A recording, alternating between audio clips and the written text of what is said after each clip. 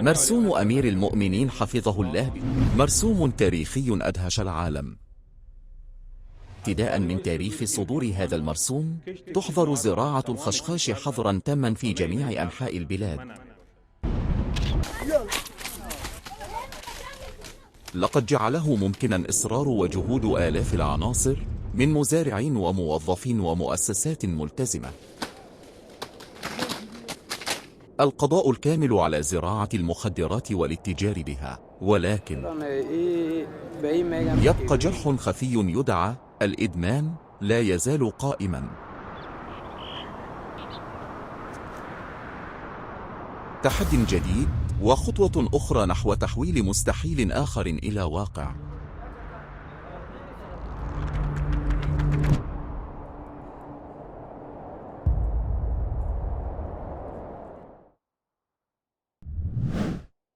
أفغانستان بلا خشخاش.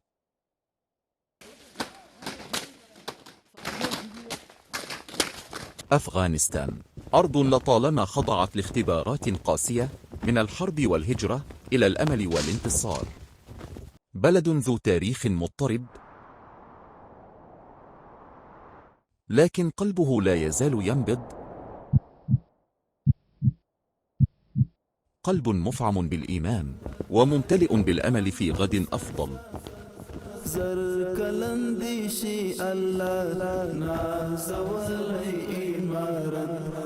في زمن ليس ببعيد، كان اسم أفغانستان مرتبطا بزراعة المخدرات والاتجار بها. كانت عشرات الآلاف من الهكتارات من الأراضي تزرع بالخشخاش، وملايين البشر وقعوا في فخ الإدمان. مشاهد أعادت وسائل الإعلام العالمية عرضها مرارا.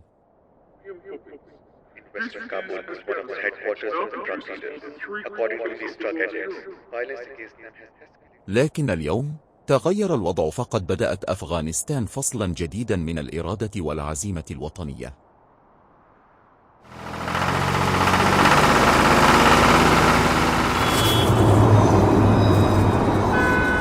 مع إعادة تأسيس الإمارة الإسلامية، كان من أوائل وأصرح القرارات الحظر الكامل لزراعة المخدرات وإنتاجها والاتجار بها. مرسوم تاريخي أدهش العالم.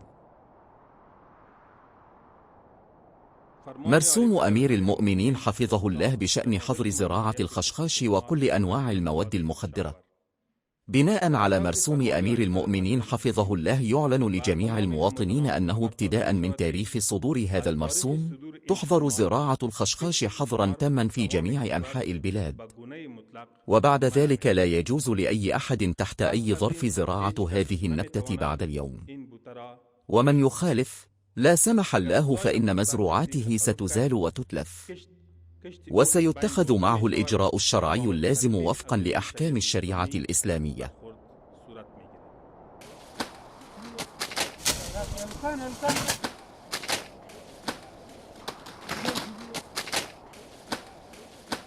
لقد قضينا بحمد الله على 3000 مصنع لإنتاج ومعالجة المخدرات، كما أحرقنا بفضل الله تعالى أكثر من 12,000 طن من المخدرات بحضور لجنة تضم ممثلين عن مختلف الوزارات والجهات ذات الصلة.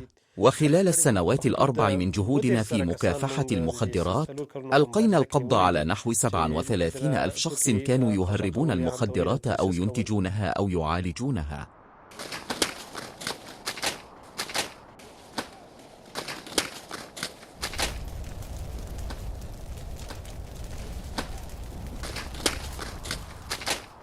لذلك والحمد لله نحن على العهد، وبناء على مرسوم قيادة الإمارة الإسلامية بذلنا بحمد الله جهودا كبيرة بحكمة وصلابة وعزم قوي من أجل إيصال مستوى المخدرات في جميع الولايات إلى الصفر. ونرجو أن يدخل أفغانستان بوصفه بلدا سليما ضمن إطار التعاون والمصالح المشتركة مع سائر الدول.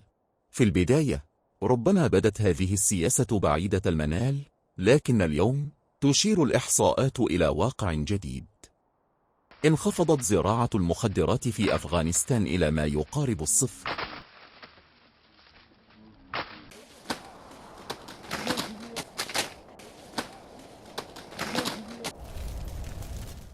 هذا الإنجاز هو ثمرة جهود آلاف العناصر والمزارعين والموظفين والمؤسسات الملتزمة. جهد وطني لتحرير الأجيال من براثن الإدمان. في مجال مكافحة المخدرات، قامت وزارة الداخلية وإدارة مكافحة المخدرات والشرطة المختصة في هذا المجال بحمد الله بإجراءات حاسمة في جميع أنحاء أفغانستان.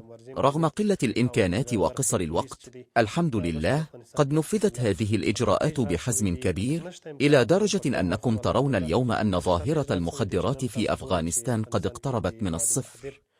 اليوم والحمد لله لدينا تقارير من بعض الدول الأوروبية تفيد بأنها تواجه نقصا حادا في المواد المخدرة، وقد باتت تطلب من أفغانستان استيرادها أو تصديرها إلينا. أراضٍ كان الخشخاش ينمو فيها يوما تنبت اليوم بالقمح والخضروات والأمل. لكن وراء هذا النجاح جرح خفي لا يزال قائما، جرح يدعى الإدمان.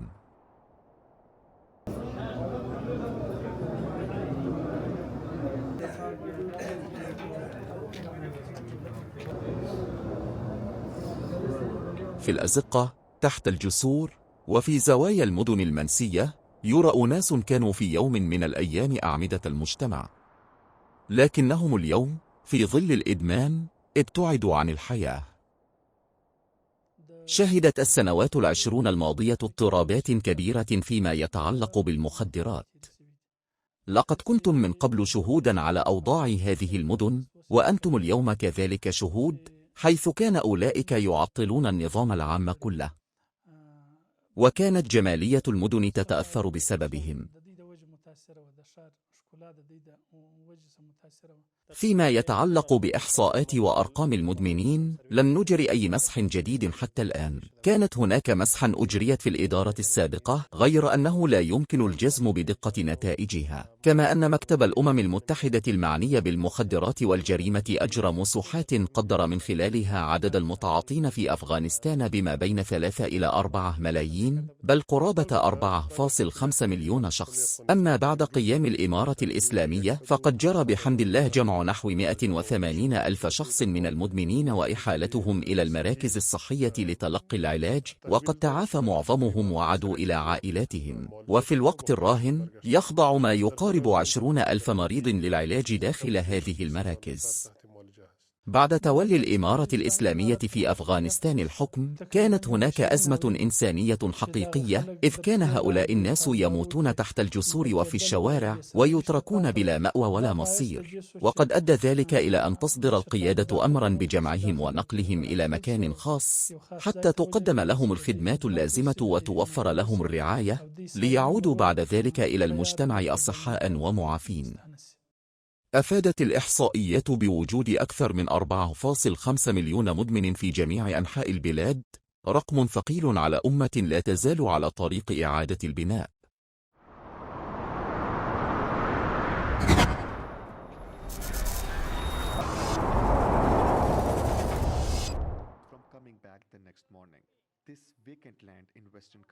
إنشاء مراكز واسعة ومجهزة لعلاج المدمنين، 12 مركزا علاجيا ودعميا، وفرت في آن واحد القدرة على علاج أكثر من 20 ألف مدمن. هذه المراكز ليست أماكن لعلاج الجسد فحسب، بل هي ملاذ لإعادة بناء روح الإنسان. في هذا الفيلم الوثائقي نذهب إلى قلب مدينة كابول، حيث يوجد مركزان كبيران لعلاج الإدمان، مخيم أغوش بسعة 5000 سرير ومخيم أميد بسعة 2000 سرير، يمثلان ملاذا لآلاف الأشخاص في طريق العودة إلى الحياة.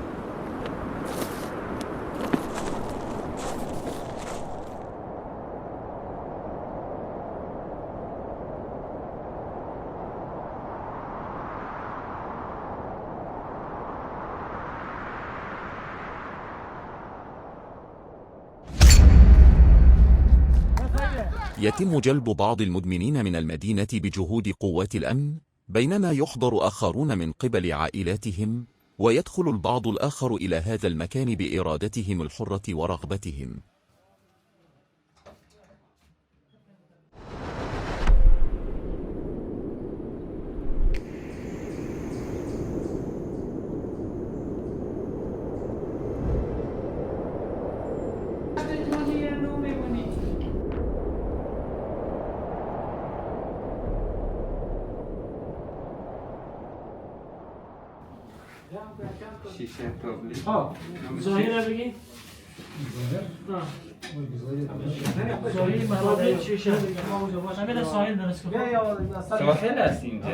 من تثبت سلامته يعود إلى منزله.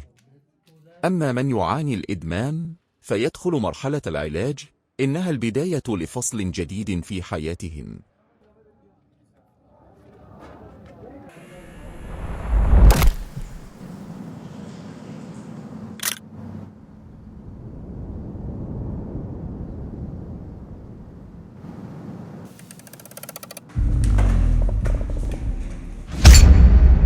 تعد مرحلة الحجر الصحي أو إزالة السموم الخطوة الأولى والأصعب في العلاج. يقاوم الجسم في معركة مؤلمة مع الإدمان والاعتماد. تستمر مرحلة إزالة السموم عندنا من 15 إلى 30 يوما، وبعد أن تختفي عندهم هذه الأعراض والعلامات تظهر لديهم حالات ضيق واكتئاب شديد، وقد تصل إلى ميول لقتل النفس، وذلك خلال مرحلة إزالة السموم نفسها. بعد ذلك لدينا أخصائيون نفسيون، حيث يتولى الإخصائي النفسي هنا التنسيق معهم ويرشدهم إلى طريق الحياة السليمة وطريقة النجاة من الإدمان.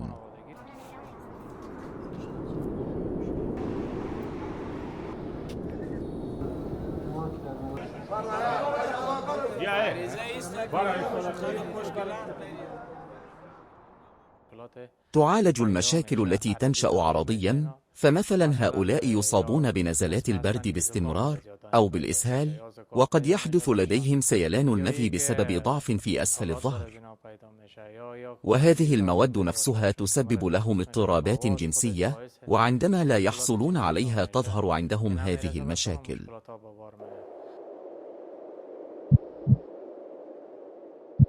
الحمى والرعشة والأرق والكوابيس تلازم المرضى خلال هذه الأيام، لكن فريقا من الأطباء والممرضين والأخصائيين النفسيين يرافقهم لضمان اجتيازهم هذه المرحلة الصعبة بأمان.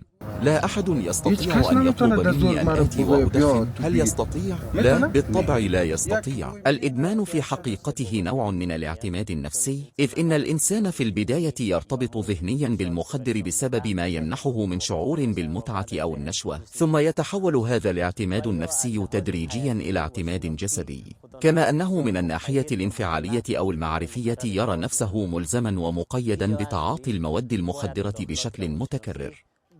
العلاج النفسي أكثر أهمية بالنسبة لهم من العلاج الجسدي، حتى تتغير لديهم الأفكار الخاطئة والسلبية التي اكتسبوها، أو الدوافع السيئة والسلبية التي تلقوها من الناس.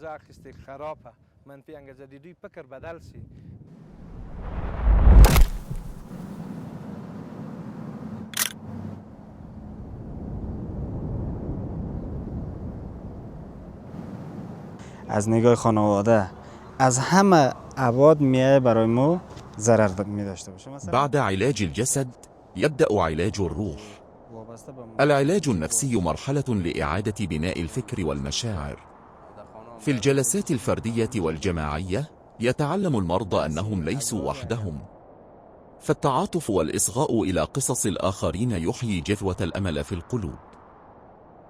أخبروني ما هي أشد أسبابه؟ يا دكتور، إن أشد سبب لذلك هو أولا أنا بنفسي أملك قدرا جيدا من التعليم وأحسن الرسم والخط، ولكن لا تتوافر لي فرص العمل، وهذا هو الأمر الأهم الذي يشغل ذهني ويربكني. أخبروني مثلا إن هناك مشاكل اقتصادية، وهذا من ناحية علم الاجتماع كلام غير دقيق، لأن 500 مضروبة في 30 كم تكون؟ النتيجة 15,000 أفغاني. إذن فهذا لا يمكن أن يكون هو السبب، فالشخص الذي يحصل شهريا على 15,000 أفغاني لا تعد هذه مشكلة اقتصادية تسبب ذلك.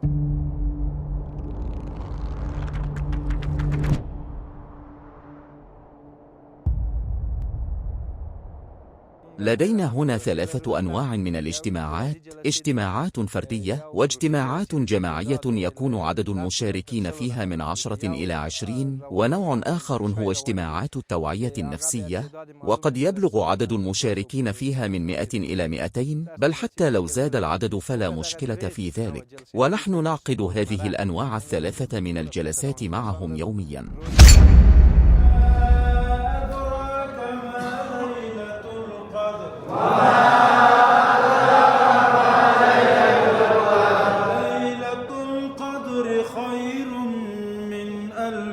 في هذه المراكز يلعب الإيمان دورا أساسيا، فالتعاليم الدينية هي الجزء الرئيسي من العلاج، لأن العودة إلى الدين هي عودة إلى الذات. من خلال دراسة القرآن الكريم والأحاديث النبوية يتعلمون أن الجسد والروح أمانة إلهية. إن الإدمان من منظور الإسلام وأسباب حرمته قضية واضحة وجلية، فقد أثبت العقل والنقل وإجماع العلماء أن إدمان المخدرات يؤدي إلى هلاك الفرد وتفكك الأسرة وفساد المجتمع، بل تمتد آثاره لتطال العالم بأسره.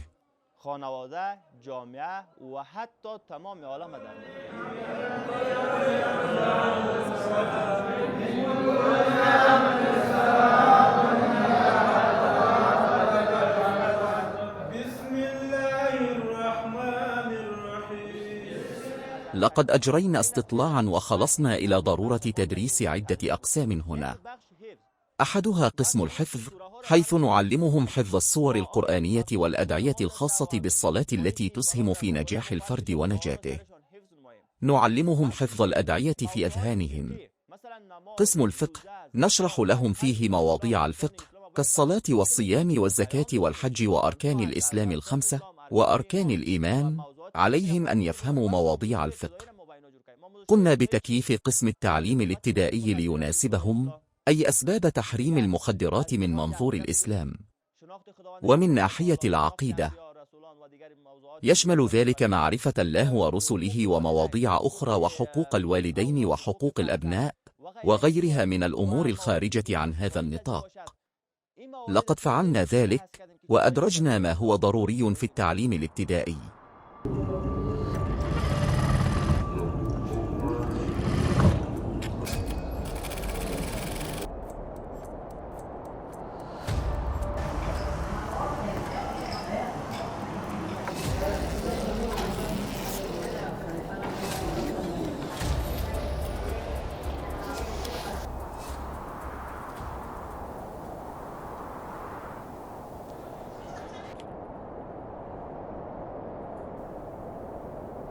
في هذه المخيمات لا يقتصر الهدف على التخلص من الإدمان فحسب، بل يعد التعليم والتمكين واكتساب المهارات عناصراً أساسية في عملية العلاج.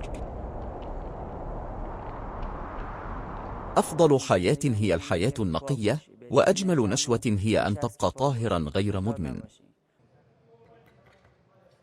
أعمل الآن في صناعة النعال والأحذية، والحمد لله تعلمت المهنة، أستطيع أن أواصل العمل. كنا نسكن في إيران، حيث وقعت في حب ابنة خالتي وأردت الزواج بها، لكن عائلتي رفضت. كان أخي الكبير تزوج بأختها الكبرى وقالوا لن نزوجك إياها ولو كلف الأمر حياتك. جربت أن أؤذي نفسي مرتين، لكن مهما فعلت لم ينجح الأمر. قلت سأقتل نفسي، لكنهم ظلوا مصرين قائلين حتى لو قتلت نفسك فلن نزوجك بها. بسبب هذه المعاناة ذهبت إلى صديق لي وشكوت له همي. بكيت كثيرا، فقال لي هيا جرب هذا السيجار سيجعلك تشعر بالراحة. من هناك بدأت الحكاية. كنت في البداية أتعاطى مرة في الأسبوع، ثم كل 10 أيام، ثم كل شهر. ظننت أنه يخفف ألم قلبي. شيئا فشيئا انجرفت حتى أصبحت مدمنا.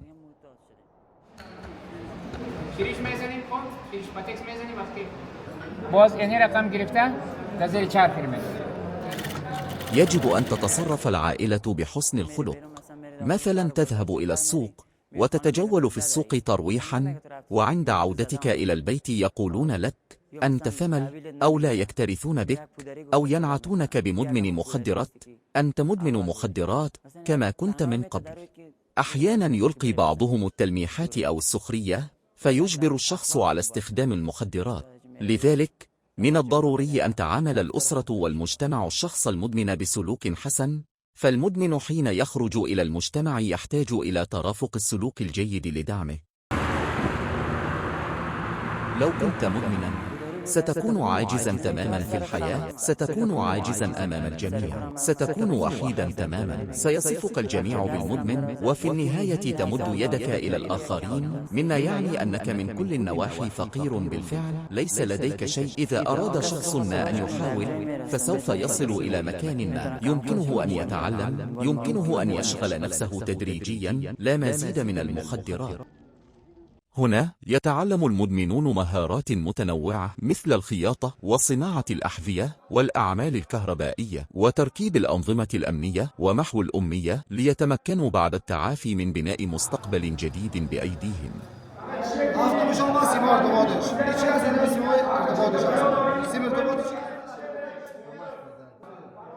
عندما هاجرنا إلى باكستان كنا نتجول مع الأصدقاء بلا عمل ولا شغل، ولم يكن لدينا أي انشغال يملأ وقتنا. صارت البطالة تعجبنا، ومن هنا ابتلينا بهذا السلوك بسبب رفقة السوء، وقد مضى قرابة 10 سنوات منذ أن أدمنت على هذا الأمر.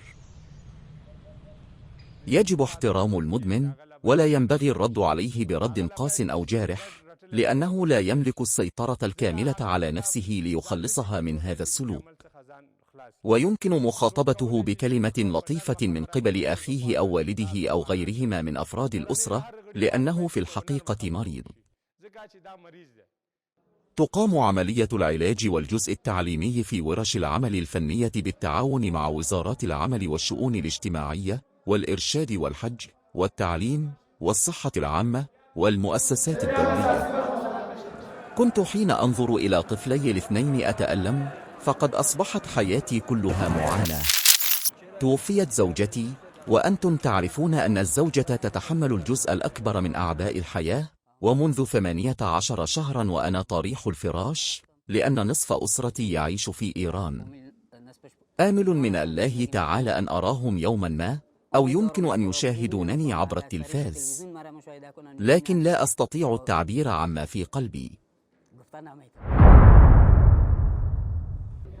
أما الآن فأعمل والحمد لله في قسم صناعة الأكياس، ومنذ 4 أشهر بدأت العمل، وتمكنت من تعلم صنع 8 أو 9 أنواع من الأكياس التي ننتجها.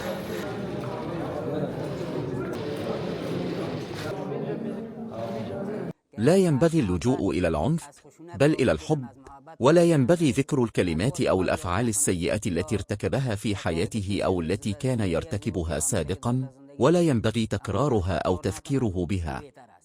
من الأفضل أن يتم ذلك بكلمة طيبة أو لفتة لطيفة، أو أن يتم بمحبة.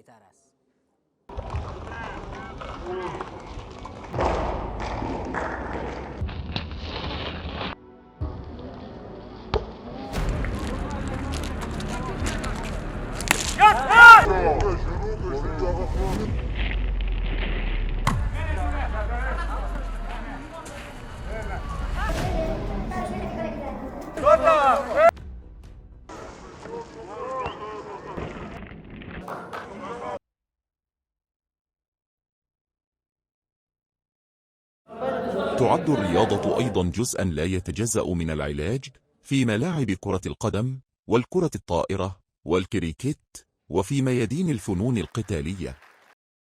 نرى شبابا يستعيدون صحتهم ويرممون أجسادهم مع كل حركة رياضية.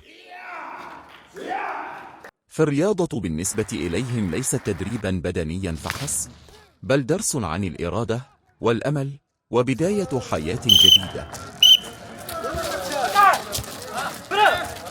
الحمد لله استعدنا صحتنا، وأصبح جميع الإخوة يتمتعون بمعنويات عالية وحالة نفسية جيدة. كما نشكر المسؤولين الذين وفروا لنا ظروف ممارسة الرياضة. فالحمد لله نمارس الرياضة يوميا. توجد لدينا أندية للكريكت وفنون القتال وكرة القدم والكرة الطائرة وغيرها من الأنشطة الرياضية. ومع الرياضة بحمد الله نشعر بأننا نصبح أقوى وأفضل يوما بعد يوم.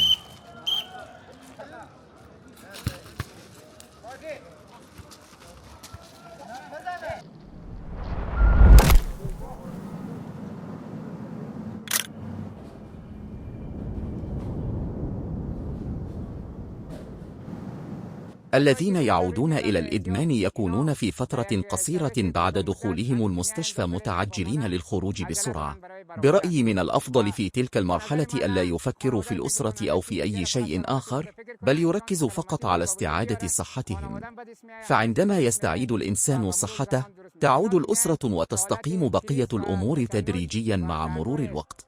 هؤلاء المدمنون يأتون عادة وهم في حالة معهم تشنجات وآلام نفسية ناتجة عن تعاطي المخدرات، ويخرجون في تلك الحالة. ومن الأفضل لو استمر هذا البرنامج العلاجي لمدة عام أو 6 أشهر.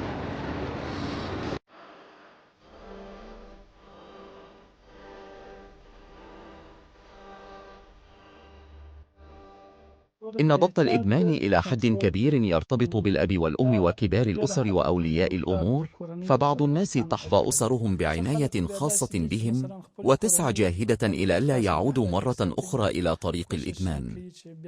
وهناك آخرون يصابون بالإدمان مرارا، فيعرفون إلى المراكز المختصة ويلزمون بالحضور الدوري إليها. ومن خلال ما اطلعنا عليه، فقد كانت هذه الآلية مفيدة جدا. إن شاء الله سنتمكن عبر هذه العملية من تخليص أفغانستان من آفة المخدرات وتعاطيها.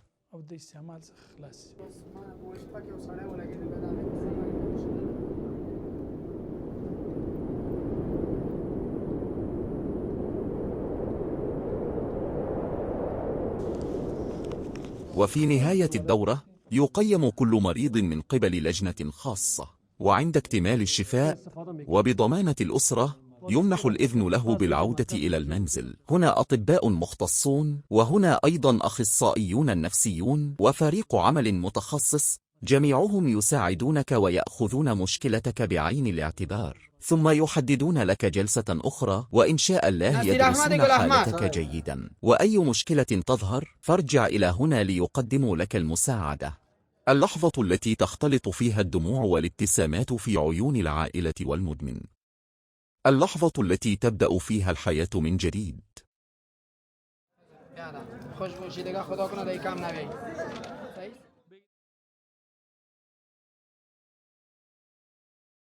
كثير منهم بعد عودتهم يجدون عملا أو يؤسسون ورش عمل أو يتطوعون لخدمة المدمنين الآخرين.